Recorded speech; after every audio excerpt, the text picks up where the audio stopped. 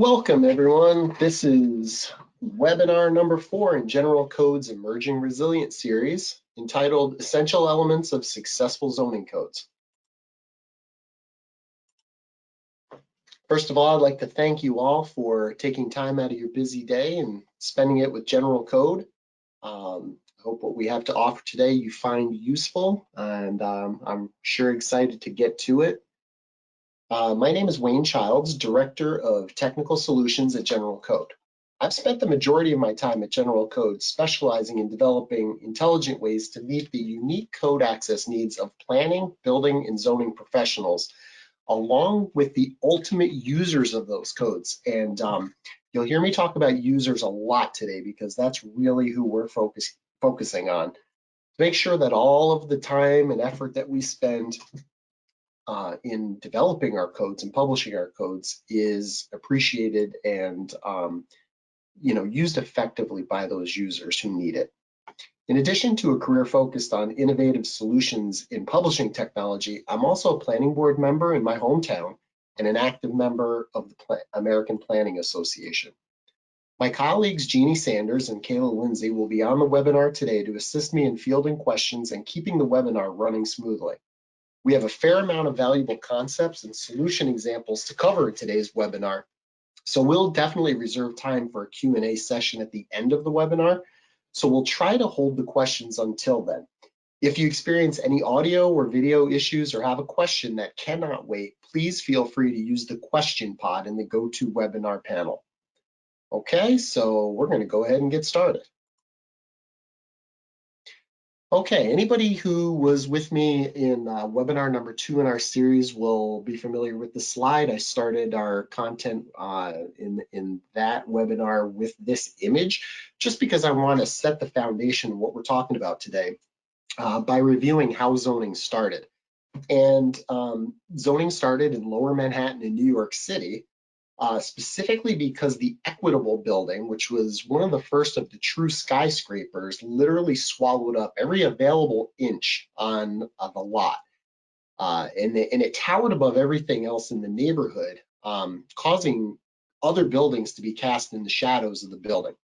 So regulations that set specifications for the new construction and dimensional standards such as height restrictions, minimum room sizes, and setback distances made up the majority of that content of that first zone plan. And because of that limited content of mainly dimensional standards, that was all easily conveyed through text. As we all know now, that is not the case at all. Zoning codes have become very rich, very complicated, and for very good reasons. The downside is that they have become difficult for property owners to understand and interpret. Modern zoning is used to address challenges far beyond regulation of simple dimensions in buildings and measurements in the built environment. We're addressing things like placemaking, sustainability, equity, social justice, environmental protection, all kinds of considerations well beyond dimensional standards. I also want to talk to you a little bit today, in particular, about the impact that the COVID-19 pandemic is predicted to have on zoning codes in the future. So I want you to think about some of this stuff and reflect upon if your zoning code is prepared for some of the changes we're going to see coming out of the pandemic. There was a lot of discussion at the APA National Planning Conference about this, and we're predicted to see major changes both in residential and commercial land uses, which means many more people will be accessing and using your published zoning code. More eyes will definitely be on your code over the next few years as we figure out some of these changes. In particular, I wanted to point out some of the more specific changes so you can, again, take a look at your zoning code and see how your zoning code is prepared for these issues. In the category of changing residential issues, the first big topic is accessory dwelling units. Interest in accessory dwelling units is booming due to economic shifts families needing to bring family members who used to live in different places onto the same property, putting multi-generational family members onto one parcel. So take a look for accessory dwelling units. See how your zoning code addresses that issue. Again, related multifamily demand versus single family demand for residential parcels. Home offices and occupancy businesses. As I sit here in my home today, broadcasting out to all of you, many of us have moved our offices into our homes. So I encourage you to take a look at how your zoning code reacts to this increasing demand for home offices or home occupancy businesses. You're going to see a lot of people who may have been renting space because of the economic downturn. They may be exploring ways to bring those businesses into their home, into residential areas. On the commercial side, it is unfortunately predicted that we're going to see a massive repurposing of retail and restaurant space as many of those types of businesses struggle right now during the pandemic and then even coming out of it. So we're going to have some empty storefronts. We're going to have some empty commercial property. But that's the bad news. The good news is there is going to be increased demand for reuse of that property. So increased demand for things like online shopping, shipping hubs, regional warehousing. There was a lot of talk at the APA National Show about former retail buildings like strip malls, shopping malls being turned into online shopping, shipping hubs. And even the parking lots, these massive parking lots that used to be filled with cars, now storing logistical vehicles, delivery vehicles. Another important consideration is how does your zoning code address aerial and terrestrial delivery drones?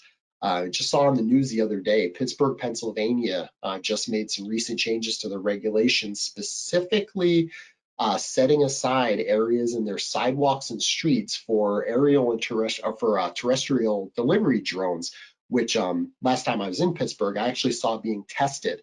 And those are now a reality in the city. And that's going to be happening in many more communities as this technology matures. So lots more eyes on your code, lots of things changing in the code. I encourage you to take a look at that and make sure your code is ready for some of these changes that are coming all of our way. I want to talk about a framework today for zoning codes called Zoning Made Simple. This comes to our friends and partners at Civitech Consulting, Tim Schwecke.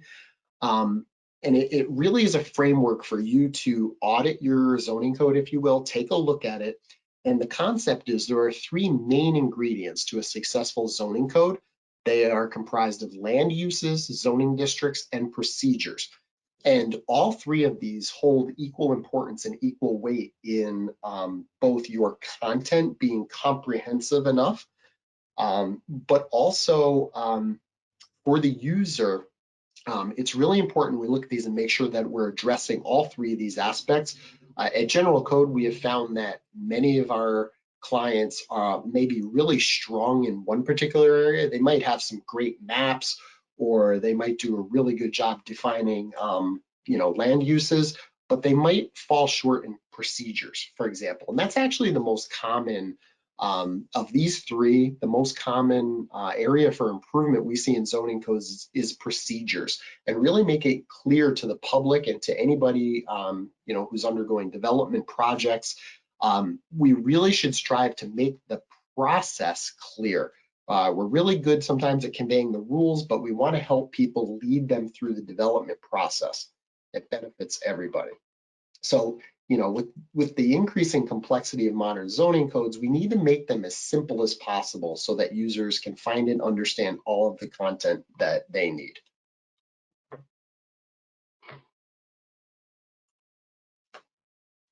So beyond the three major components, there are also some necessary elements that we'll touch on a little bit today too.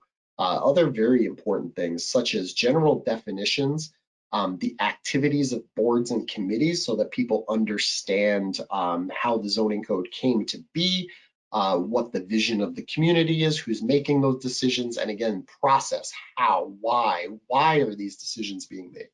That's where it ties into the activities of boards and committees in the community. And the third is non-conformities. Non-conformities is an area where, sometimes they're overlooked as far as sharing them clearly. We want to make sure that we're as transparent as possible and we're addressing these issues. At General Code, in our many years of experience hosting codes, out of these three, I'd say the most common opportunity for improvement is usually found in definitions. It's very, very important to avoid things like technical jargon. Don't make any assumptions at all about users understanding the terminology you're using. We really want to break that down for people and make it understandable for them. So now we're going to cover a little bit of process. And the process is tied into two main questions that we believe 80% of zoning inquiries fall into. Those two questions are, where can I put my business, and what can I do with my property? So the first one, where can I put my business? That's somebody who's trying to find a property or parcel within your community for a particular use they already have in mind, or a business they already have in mind. So we've got this broken into the what, the where, and the how. So with the first question, where can I put my business? The first most important characteristic is the what. So, you're looking for that use, but it's use plus a geolocation plus the how, or the procedures. The second question, the primary search, is the where, because you're talking about a place you're already geolocating. So this is somebody who's finding an allowed use. So they already have a property, they already have a place, but they're trying to find out, what can I do with that property or place? So these elements are used in concert with one another to provide a path forward for users. This is a process, and we want to look at our zoning codes through the lens of walking users through, helping them quickly find the information, the first answer to the first question they have. But it's a process, and we want to make sure that all of these elements are present so that we can walk them through the process. Do your best to ensure that the code makes accessing all of these elements as efficient as possible. We can do this by implementing a smart code structure, something General Code's done for a long time, but it's also about using effective tools and technology to access the code itself. So we'll do a deep dive now. We're going to show some examples. A theme you're going to see in how I present information here today is sort of a good, better, best in the examples. I think all of you, if you're honest, if you look at your zoning code, you're going to find different parts of your zoning code fall into different classes or of these evaluations as far as good, better, best. Some of your components are going to be cutting edge, well thought out, great technology, great tools, but some other areas might only be in the good, and we should be striving to get all parts of our zoning code into the best category if we can. So one of the most helpful trends that we've seen recently is the implementation of use tables directly tied to allowable land uses. When uses are buried several levels deep into the narrative form of the text of the code, they tend to get lost, and they often get lost, frankly, because of the impatience of the user. We're talking about users who are not professionals, who are using code every day. Codes come across as verbose, legalistic documents that are really hard for a lot of people to follow through. So that results in a lot of user questions and confusion. So displaying land use information in tables saves users significant amounts of time and will result in far fewer questions to your staff to answer. So let's go ahead and we'll take a look at some land use tables. And this is in the good to better area. So, one of the first things that our client here, Calvert County, did that definitely puts it from the good to the better is they do have their zoning code located in the code. Often we're seeing, we're seeing codes say things like, come into the town office, the map is on file. Well, the map is right here. So they're doing a great job with that. So we've got color coding that ties into color coding in the map, ties into the use tables. These use tables formerly were stored as PDFs that were lists of PDF files, very difficult for people to access, to find. We took those out, we put them in context where they belong, but because these use tables are rather large, we used a technology called lightboxing. You can click on the lightbox, you can use the table, you can see the color coding corresponds to the map, very clearly talking about conditional or permitted by right. We'll go ahead and take a look at another one. Clifton Park, New York, fairly similar. Color coding, we're seeing that common denominator come through. With color coding is a really powerful way to help people be sure that they're looking at the right zoning district. Once they're already familiar with what zoning district they're in, we have all of our allowable uses here. So this is really, really good stuff. But if we take a look at an interactive map, for example, here, Hearst, Texas, interactive maps really cut down on the time to understand land uses at the parcel level. So if we take a look at Hearst here, this is 121 is a major highway. Somebody right away can come to this interactive map, for example. We're talking about land uses. If we filter on a land use, and let's say a developer is looking to put in a restaurant, with 3 clicks, I now am looking at parcels, the red, the light blue, the red, the dark blue, the purple, with just 3 clicks and really no reading until I get into the text of the code where I want to read. Right away, I'm getting a visual. So I have an engaged user. They're able to see what they're looking for right away. They're encouraged. It's a really positive user experience. So now we'll talk a little bit about zoning districts. So I just mentioned before, too many zoning codes still ask users to come see the map on file with the clerk in the office.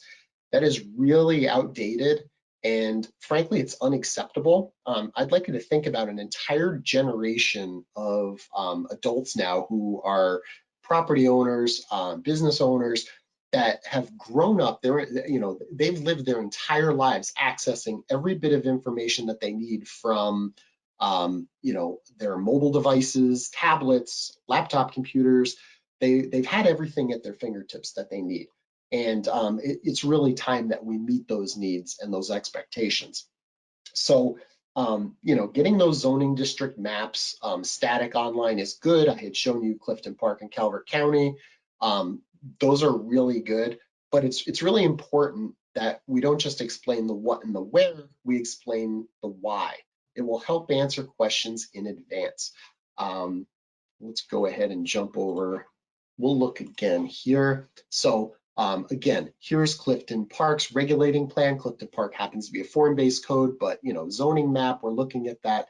We're talking about the why. Clifton Park does a really nice job explaining what is the intention of the boulevard zone. It's intended to define the character of the primary. So they're doing a really good job here explaining the why. That's really important to do. But again, interactive zoning map gets us into that better class. We'll take a look at North Andover, Massachusetts has an outstanding GIS site where they took zoning as far as they could. So we're looking at North Andover's GIS site. You can click on a parcel, and that's good. But as far as the zoning goes, it only takes you to know that Residence 4 district. So this property is in the Residence 4 district. The client, North Andover in this case, they realized there was a limitation there because you still have to go over to, from that point, you're in the Residence 4 district. you have to go over to the code online, and then the user has to find where they're going. So they have to, dig down through the code, or they can do a search. Even if you search residence 4, we find the district. You're still clicking. You can see the multiple clicks, and now we're reading, right? We're reading code. And again, for a novice code user, somebody who's not in code every day, reading through the text of the code, it slows them down and it gives them more opportunities to not be engaged or not understand what we're trying to convey. So what North Andover did was, they engaged with us to build out an interactive map, and that's in process now. So, as compared to that experience we just saw, if we look at Upper Chichester, Pennsylvania, with our interactive map, we can drill right in at the parcel level. We'll take a look at a parcel. We can get parcel zoning details with just a few clicks.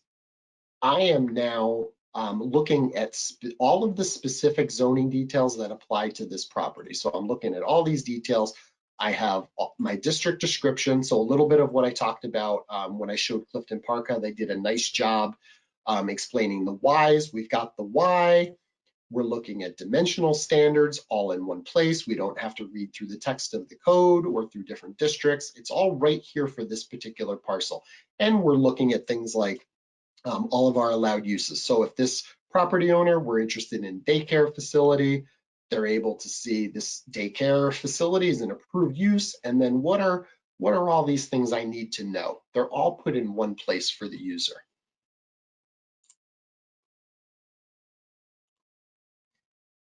So we're really trying to speed that access to information and help draw the user through the process. And this comes to procedures. I had said that procedures tends to be the area that's probably the most overlooked.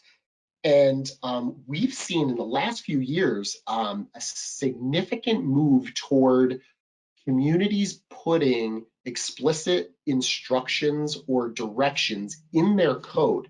This kind of information was always considered to be not code material, and we're really changing our thinking on that. And we've had some really good examples of that, where these instructions are being put directly into the code where it's being published. So for example, we'll take a look at Stillwater, New York. They have a form-based code, and they provided this graphic right out of the gate. When you get to the corridor form-based code, you're right into how to use this code, and it walks you through, it explains the different parts of the code. There are links. We can link right here, specific areas in the code, so deep linking right to specific areas of the code that they want to drive users to. Really, we want to walk everybody through and get them to understand how to use the code. Similarly, Kalamazoo, Michigan, here's just a different approach to it, but very similar in that their code contains a complexity that they felt like they really wanted to lead users through. So in this case, the zoning district, in what zoning district is your property located? It tells us right here, refer to figure 121, the zoning map. So like we talked about before, they have the zoning map located in the code. So we go back to the zoning. We're in 121, so here, and here's our zoning map. But again, just like North Andover, Kalamazoo, Michigan also recognized that this is in the better category. Having the zoning map located in the code online puts them in the better class, but they want to get to the best class. Because you can see here, this isn't interactive. You have the street names, but again, does a user really know for sure that this particular parcel is the one? Because it's not an interactive map, it's not affirming that. So Kalamazoo, Michigan is also engaged in building out an interactive zoning map with us as well to get into that better class. So that's what we're looking to do is confirm this is your parcel, this is the information you're after.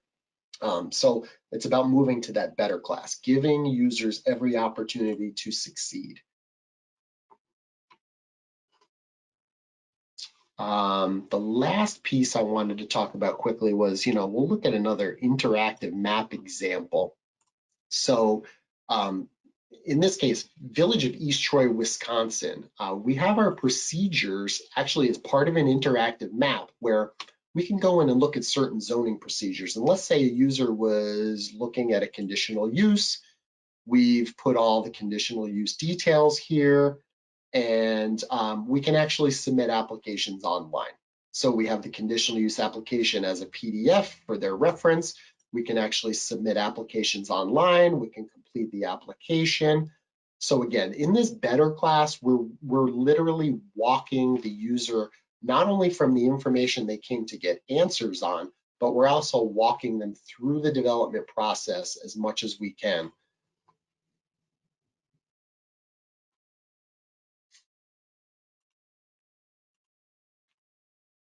Okay, we're going to take a quick poll now.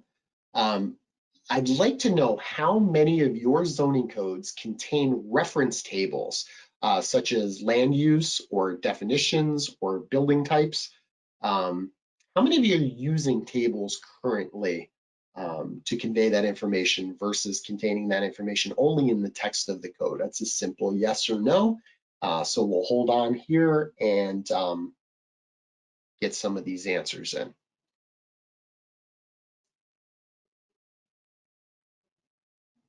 Answers are coming in.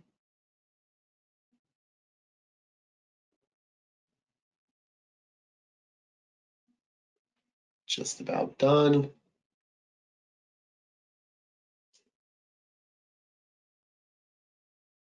Okay, that's good. I'd say about that's 63% are currently using the reference table. So a lot of you are really ahead of the game. That's been a big movement. And so 2/3 of you are already taking advantage of that. So kudos to you. Okay, moving on to some of the other essential elements. I had mentioned definitions tend to be an area where zoning codes can really use some help. Definitions are critical to the public understanding your zoning code thoroughly. Inadequate definitions for terms used in zoning codes, sorry about that.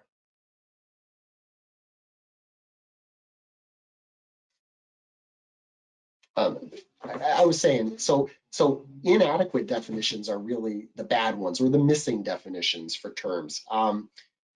It's one of the most common reasons for user confusion and resulting breakdowns in the development process. People making mistakes because they didn't understand or they misconstrued. We want to take away as many opportunities that there are for users of zoning codes to fail. I really encourage everyone to take a close look at your general definitions and make certain that gaps in your definitions are not causing you procedural or legal or public relations chaos. Look for patterns in, sort of those failures in the development process. See if there's a pattern. See if there's a particular term or a part of the process that might be causing the trip up, and look for that as an area to improve your code to spell things out more clearly. Consider a thorough review of your zoning code's definitions and make certain that they're free of technical jargon, like I mentioned before. Make sure that your definitions are comprehensive in nature. Don't make assumptions on user knowledge. We really have to assume that users have little to no experience using zoning codes, and that we really have to instruct them on how to use them. We also encourage you to use imagery to help define those any of those technical areas like planning terms or architectural terms or anything in the built environment, construction terms. So let's look quickly at Peters Township, Pennsylvania. That example came to mind. Peters did a complete zoning rewrite about 1.5 years ago, and I remembered specifically, I thought Peters did a great job with their definitions. They were really comprehensive definitions. As you can see, I'm scrolling. It's a significant amount of definition, but I think the significant effort put into these definitions and the comprehensiveness will really save Peters Township time down the road. The other thing, Peters Township, as I scroll quickly through, you'll also see any definition that contains one of those areas of technical, some technical knowledge, technical expertise. They're defined with a photograph as well. So if we get into a term like axonometric drawings, we want to make sure we show that so that the user has a chance of understanding what that is if they're not a professional in the field.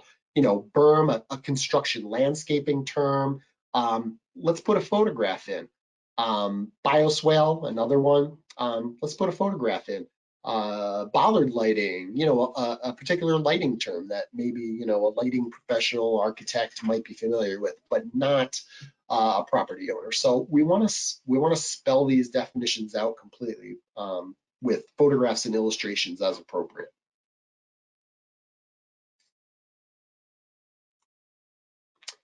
So now let's talk a little bit about the activities of boards and committees and how it relates to the code. So it's very important to locate supporting documents that convey some of the why. We talked about that before. Let's not just tell users the what of the zoning code. Let's explain some of the why behind it so they have a little context and they understand some of those larger issues that led to some of the regulation in the zoning code. So, we're talking about a clear connection to the work of the boards and committees, improving citizen engagement. We want the citizen to feel a part of that vision for the community and that they understand how their activities with their properties and their businesses really does in aggregate contribute to the community experience. So this clear connection, we can do things like present those supporting documents in very close proximity to the code itself. And clients who have done this have never said they've regretted it because the transparency is good. So what I'm talking about is if we're in the zoning code online, we have the zoning code here. If we utilize an area like this, in eCode 360, it's called public documents, where we can store items like comprehensive plans. So we can get into the comprehensive plans and we can share these documents. So, let's say Southwest Quad Plan. So, oops. So we'll go ahead and look at the plan. We want to put these documents close by so the user has a chance to find them, read through them, and understand the vision for the community. We can also include things like, meeting minutes. We have the meeting minutes from the boards, legislation, if we want to look at the raw legislation. So we want to house these documents nearby. So all of these, budget committees and boards, we want to give the zoning code users a chance to understand what went into the regulation itself. And finally, let's talk about some non-conformities. So in the spirit of transparency, it's better for citizens to see and understand these firsthand than through the half-truths and misunderstandings that might occur if we're not publishing these non-conformities clearly. Somebody who's developing their property, they might know somebody in the community, they might hear about somebody in the community that's doing something similar, and they might not understand why one parcel is allowed to do something and another is not. So let's get those non-conformities out there and clearly understood by everybody, so there's no mystery behind it. Many communities spend a lot of time managing questions and dissatisfaction over non-conformities. So publishing them is a great way to avoid the confusion and misinformation. So again, interactive map, we're just going to go to sort of the, you can do things like define non-conformities and make that clear in the text of the code, but an interactive map is a fantastic way to actually put the where to the non-conformity. So here in the village of East Troy, Wisconsin, we can actually get right in and see particular non-conformities at what address, We can get the details of those nonconformities. You know, in this case, the lot area is smaller than the minimum lot area for the district. We can break this down several ways. We can do the about, so we can see about nonconformities. We can look at it in a table view. We can get statistics, you know, 1% of one of the nonconformities in the village is because of a non-conforming sign. We can take a look at where that is. It will show us. We can get details on it. We can see the sign of the community. So again, this is really about transparency. By going to an interactive map, you can put a location to a particular nonconformity and make it very clear and explain why you know, regulations may not have been what they were when this property you know, put a particular sign or had certain characteristics of the parcel just was not part of the regulations at the time. So I know not everybody is using form-based and hybrid codes, so I will keep this brief, but I do want to touch upon it just because so many people are adopting, they're sort of hybridizing, you know, there aren't that a code doesn't have to be completely form-based to be adopting some of the hybrid characteristics of the form-based code. So, you know, this could be its own webinar talking about form-based code. So it might be a topic in the future, but let's just touch upon some of them briefly and some of those elements we see in form-based code. You know, we've seen some form-based codes that were written in text. They tend to be incredibly long, many pages in printed form, because it is absolutely true that a picture is worth 1,000 words. When it comes to a zoning code, I think a picture is probably worth 10,000 words. Highly successful form-based codes leverage a consistent recipe of architectural renderings, illustrations, dimensional standards, and approved form diagrams, all in proximity to one another. This requires unique layouts to optimize clarity and intuitive access to many pieces of information. So we'll look at a couple of those examples. We'll look at Stillwater, New York. So we have the regulating plan. So we have the map available online. That's in the better category. But now we walk through, we've got some really nice architectural renderings. This is that layout I'm talking about, close proximity. We have tabular dimensional standards right next to some lot diagrams. We've got some elevation view here with some more building form information. Again, in a tabular form, not text. We're trying to keep the user's eye able to bounce back and forth between photographic examples, illustrative examples, and the dimensional standards and all the other specific information that they need to see. City of Cohoes, New York, again, a form-based code. As you see the consistently, we have a regulating plan. We can take a look at the map. Then we're diving into photographic examples. Here are the forms we're promoting for different areas. Again, consistency with callouts in these illustrations. So the form illustrations have callouts very clearly leading people into some of these dimensional standards, you know, building placement, building forms. We can see it visually. It really takes having photographic captions with photographic examples, illustrations all tied together. So like I said, you don't have to have a form-based code to employ some of these characteristics. These characteristics of using a picture to replace 10,000 words is a really good practice that we're seeing more and more clients take on all the time.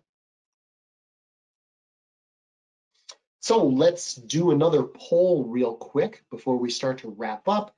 I'd like to know how many of your communities are planning on embarking upon a major zoning code rewrite or implementing a form-based, hybrid, or graphics-rich code in the near future. I said that we're seeing this more and more from clients all the time.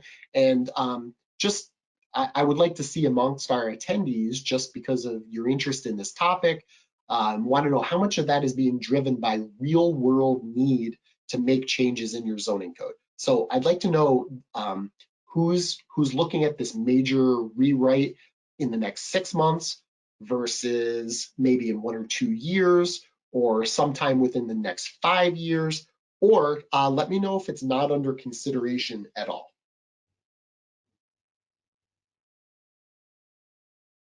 So just go ahead and vote using the GoToWebinar poll. The results are coming in.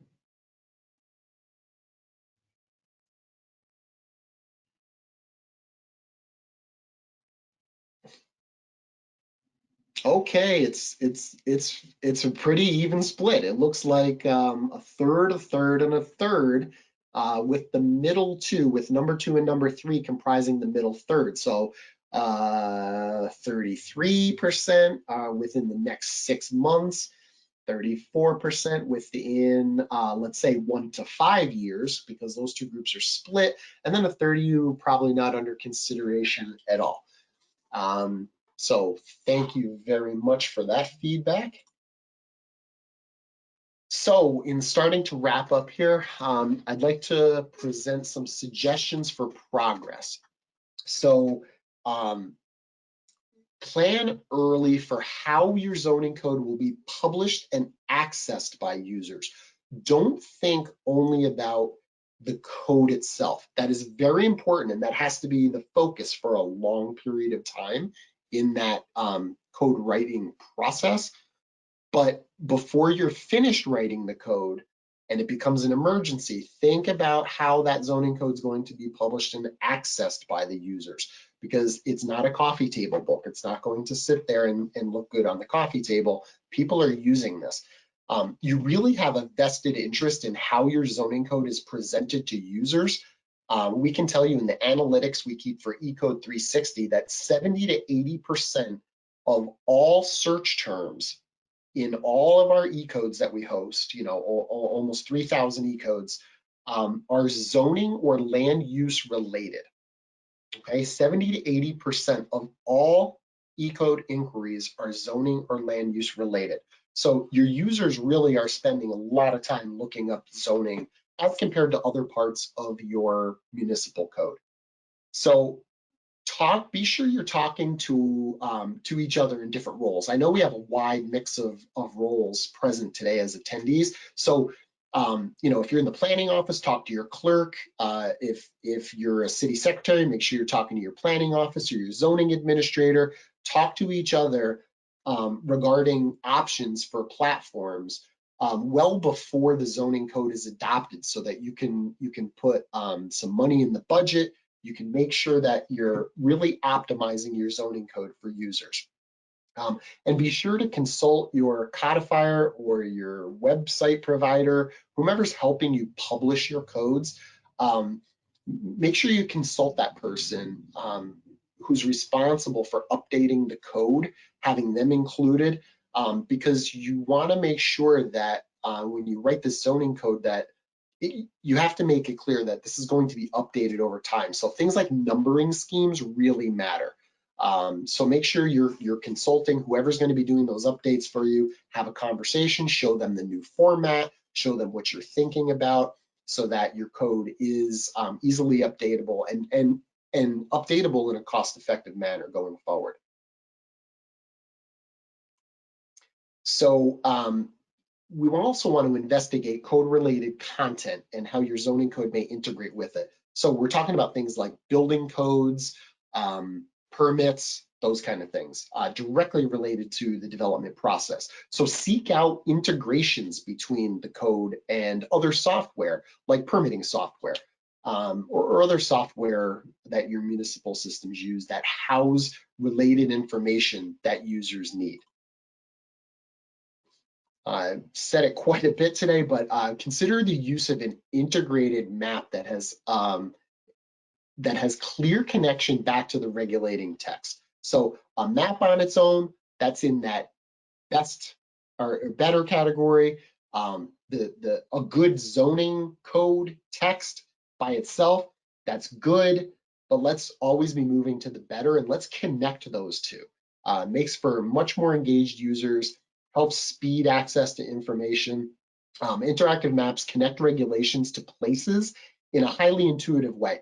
Think about users, how much more geospatially oriented our population is today versus, let's say, 10 or 20 years ago.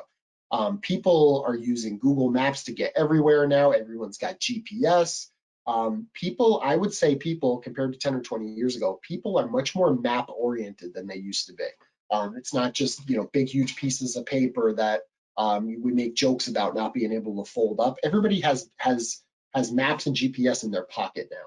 So let's convey zoning information through the same way that we get through our daily lives. So lastly, I want to say, please don't rely on posting PDFs as a good enough solution. I think often PDFs end up, I had said, make sure you're consulting each other on how your zoning code is going to get published. I feel like PDFs end up sort of you get to the end of the road and you really didn't think that through, and it just ends up, well, that's good enough. Somebody can open this file, they can read it. PDFs are static documents with many limitations. PDF is really, technology from a decade ago. They're really large files. They have really long download times relative to HTML sites.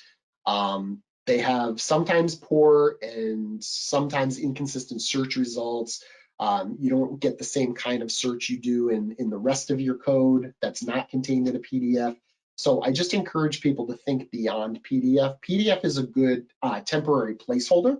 It's a good way to temporarily represent a zoning code if it's being, if it's in draft, if it's being worked, you're having public workshops. It's a good solution for that, but not for a final publication. There are just all kinds of feature-rich code publishing softwares that are just far better ways to share your zoning code with the end users.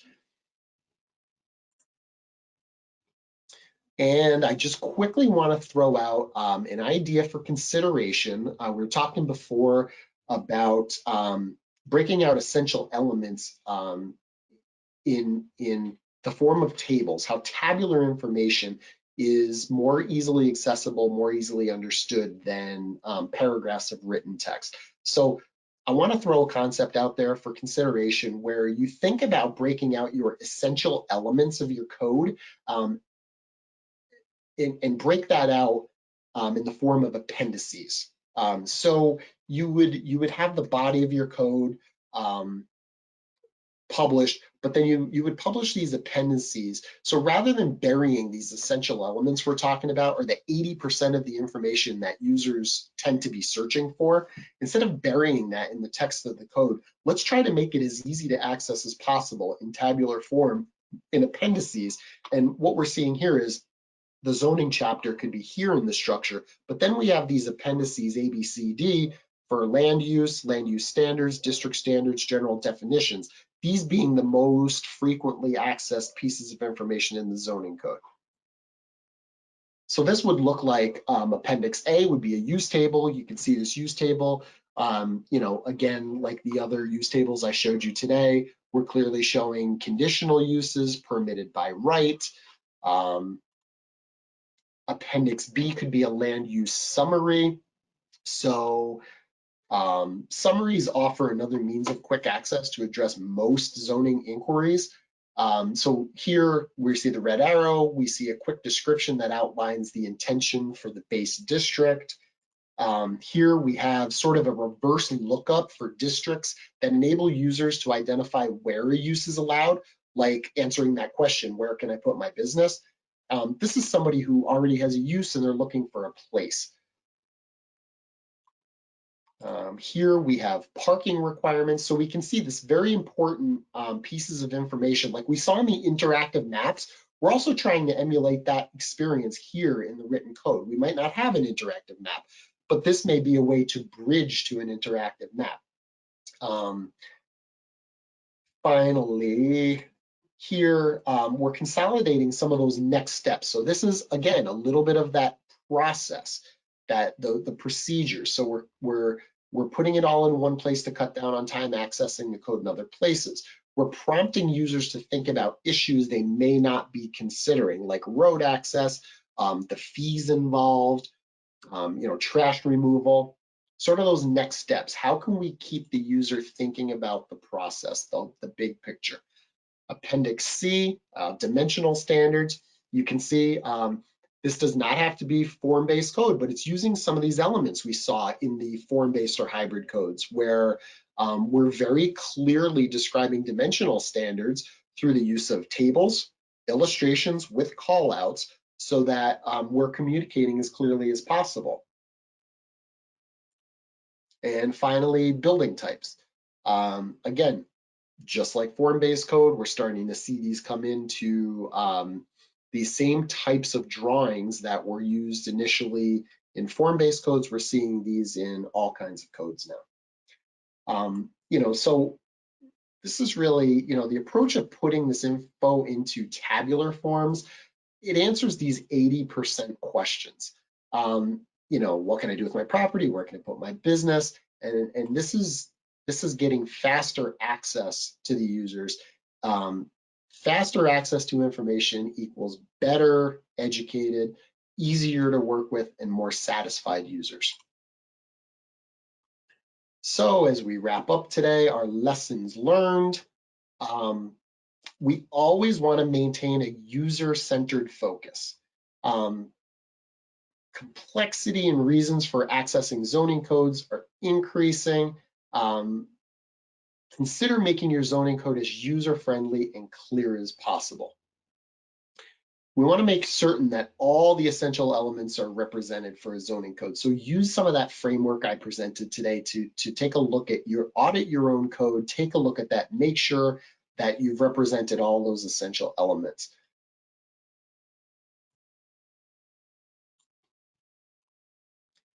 We want to leverage effective tools and technology. So we want to avoid relying on paragraphs of text to clearly communicate your zoning code. Use tables and illustrations and geospatial tools and infographics to help users quickly and accurately understand the code. And finally, start small and never stop improving. If there's one thing we know about codes, they never stop being updated or improved. You're never done improving your zoning code. The world around us is changing rapidly. We talked a little bit about even the impact of this pandemic will be changing zoning codes all over. So, the world is always changing. We have to make certain that the codes and how they're shared with the public changes accordingly.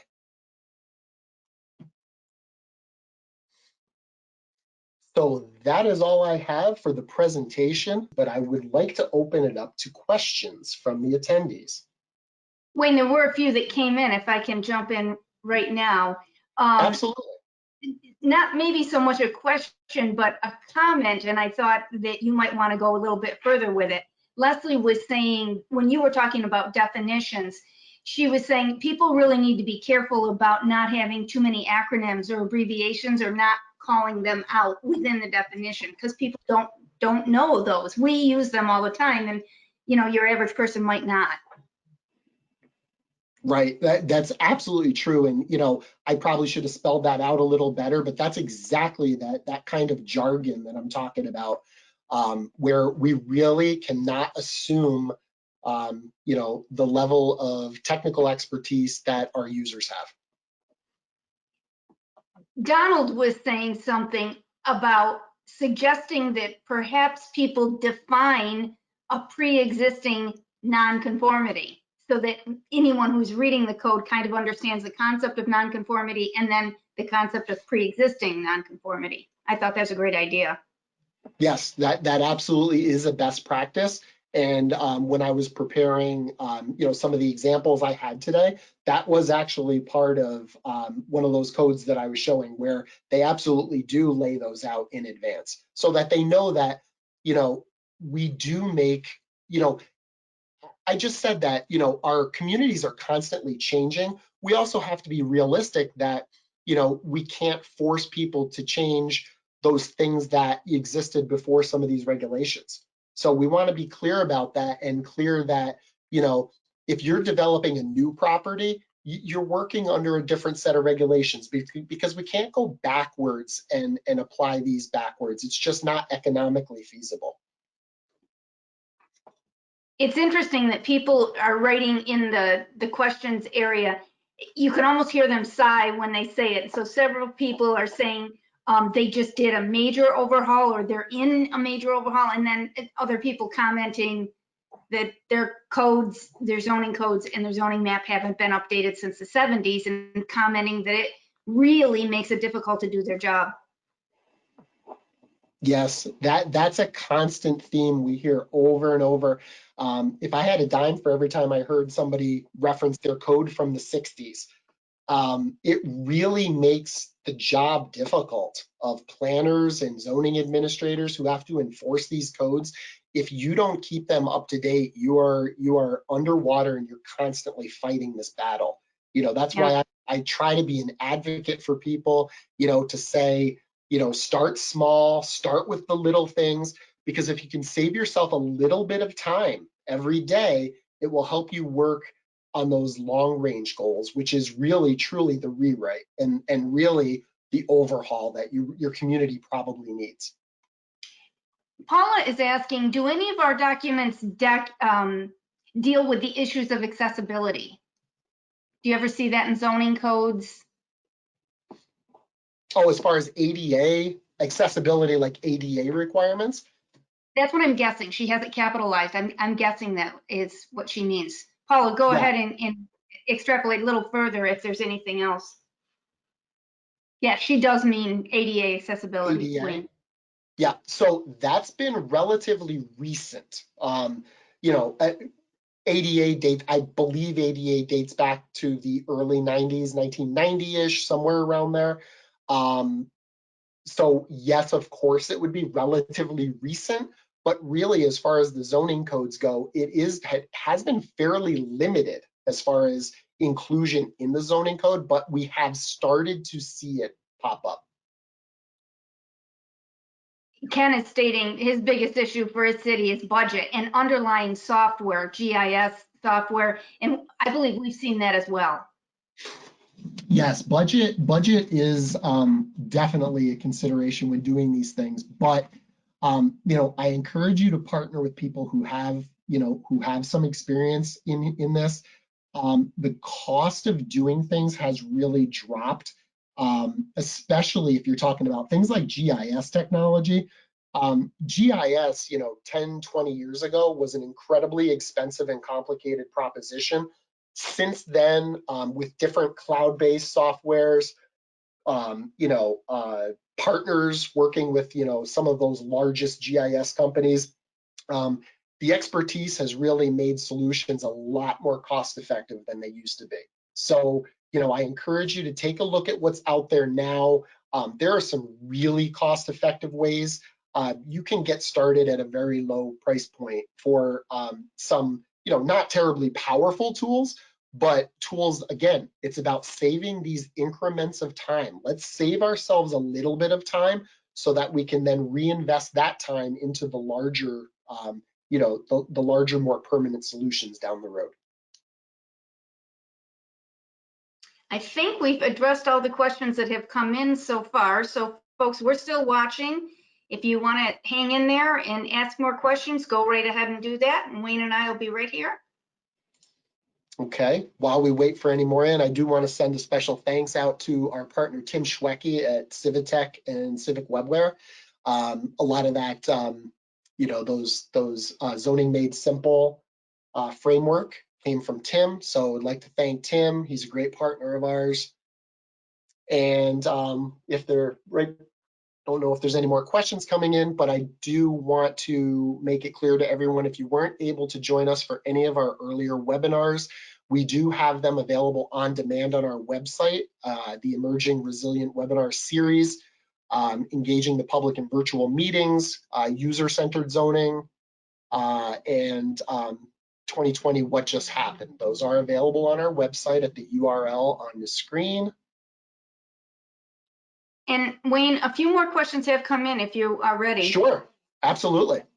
So this is a follow-up with Paula about accessibility. Could zoning be used to require accessible homes to be built, since less than 1% of the homes in America are accessible to own or visit with family and friends? Need one, I'm trying to understand, I think she's just giving examples about entrances and wider interior doors and so forth. So I guess the overall Right. question is, could zoning codes be used to require accessible homes? Right. So accessibility is near and dear to my heart.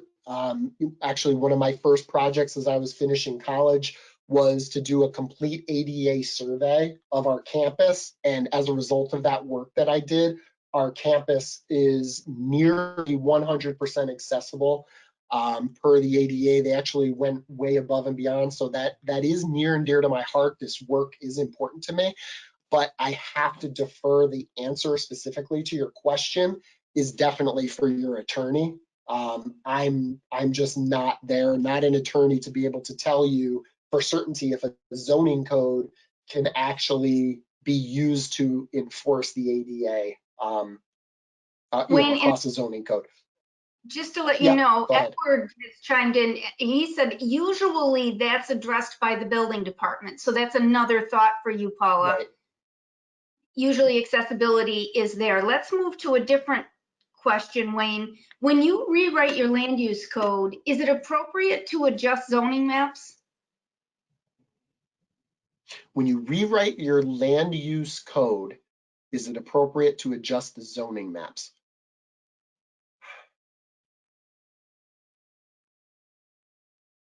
I would say it's not necessary as long as you didn't. So let's talk about those three elements. So we have, land use, and we have procedures, and then we have, the actual maps or the place. So we have zoning districts themselves. So if you make a change in land uses, you make changes to land use, your districts or your maps don't necessarily change if you didn't make a physical change to where they appear in your community.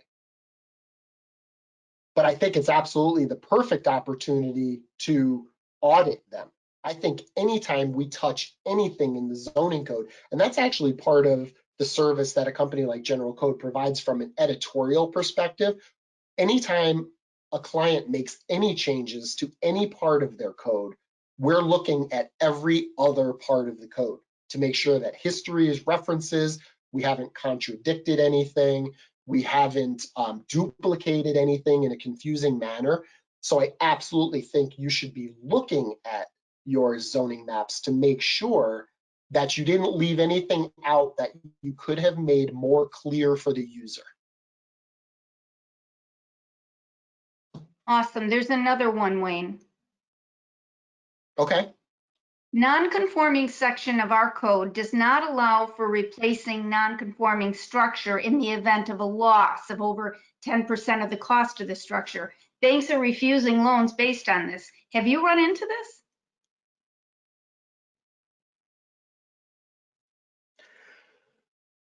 I have heard about this at a distance. I have not experienced this as a board member in my community. I have heard about it, just in outside, in the news. Again, that's something that's very concerning. So I absolutely would, try to have a conversation with your communities, your city attorney, and take a look and see if there's some changes that you can or should make to your zoning code, to try to address this issue.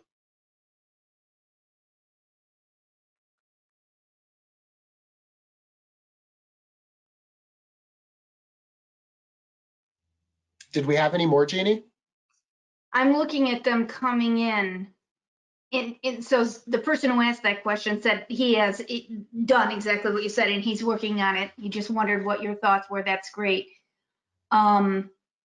Yeah, I have heard about it. I've heard about it in the news, you know, and in reading that I do on the topic. I personally have not dealt with that issue. I haven't worked on it or resolved it, so I don't have a lot of firsthand knowledge. I do know that this has become a much more common issue, though. It definitely is floating up. So, you know, either fortunately or unfortunately, he's probably ahead of the game, you know, Yeah, having to deal with it now. it's starting to slow down. I think we're at the top of that hour, so I think people are beginning to Okay. drop off, and I don't see any other unanswered questions. Okay, so before everybody else drops off, I want you to know that in the go-to window, you will see we do have takeaway.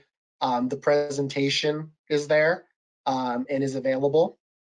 So if you would like that to look at later, you can take that away. And Jeannie, do you have anything else I missed that you thought would be helpful for everybody? No, I think it's great.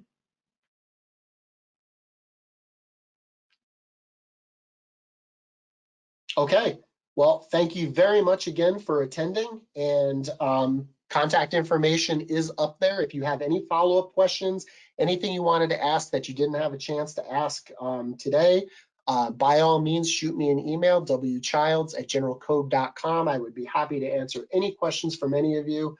Um, Thank you very much for your time today, and have a wonderful rest of your day. Thanks, Wayne. Thank you.